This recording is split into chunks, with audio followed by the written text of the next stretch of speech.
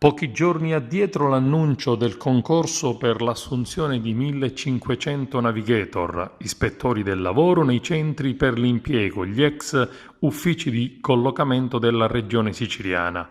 Adesso gli aspiranti navigator, risultati idonei ma non vincitori, alzano la voce e gridano giustizia.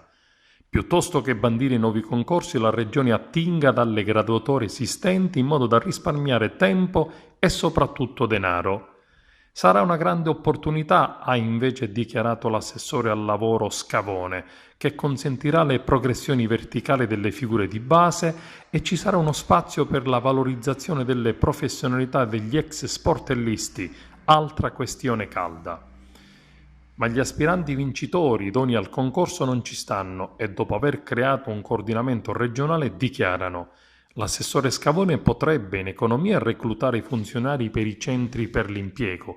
La legge che istituisce il reddito di cittadinanza autorizza le regioni ad assumere nuovo personale a tempo indeterminato nei centri per l'impiego, anche attingendo da altre graduatorie di pubbliche amministrazioni. E noi facciamo parte di una graduatoria valida ed efficace, potrebbero assumerci anche domani stesso se volessero, o bandire una selezione interna rivolta al bacino dei navigator tutti, idonei ed in servizio. Chiediamo, dicono sempre i navigator, che almeno il 50% dei posti venga riservato a noi, idonei e già in servizio, poiché abbiamo già espletato ben 2 prove concorsuali, una per titoli ed una scritta. Poi l'ultima frecciata alla politica. Per quale motivo la quinta commissione parlamentare dell'Assemblea regionale non ha ritenuto di sentirci e convocarci?